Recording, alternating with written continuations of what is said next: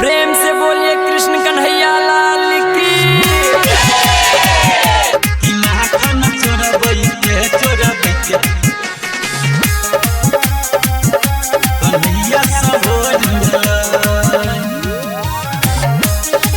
Singing by Rajesh Ranjan। गोकुला में सोर भेलै कान्हा चित्त चोर भेलै। गोकुला में सोर भेलै कान्हा चित्त चोर भेलै। कि माखन चोरबैते चोरबैते कन्हैया सब भोर भेलै भोर करै छलै बेटा सुन सुदामा मट्टी गिरलै सगरया जोर भेलै। गोकुल में सोर भेलै कान्हा चित्त चोर भेलै। कि माखन चोरबैते चोरबैते कन्हैया सब भोर भेलै। कि माखन चोरबैते चोरबैते कन्हैया सब भोर भेलै। Presented by Virat Music। कि माखन चोरबैते चोरबैते Music by DJ Umesh, Shukipur Bazaar।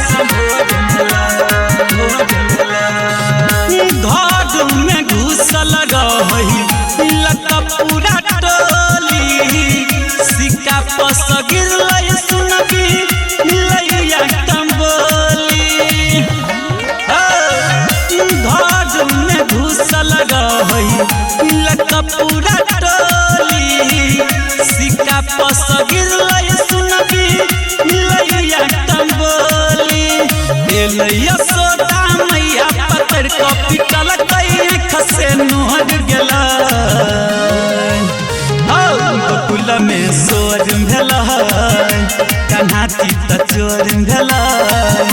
कि माखन चोरबैते चोरबैते कन्हैया सब भोर भेलै। कि माखन चोरबैते चोरबैते कन्हैया सब भोर भेलै। Presented by Virat Music। कि माखन चोरबैते चोरबैते Music by DJ Umesh, Shukipur Bazaar। Writer Rakesh Shiva कहै छै सही। खाई में पसंद ओकरा माखन दही।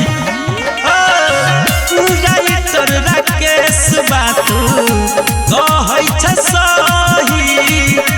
खाई में पसंद ओकरा माखन दही।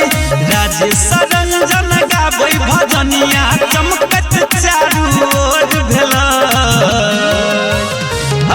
गोकुल में सोर भेलै कान्हा चित्त चोर भेलै। कि माखन चोरबैते चोरबैते कन्हैया सब भोर भेलै।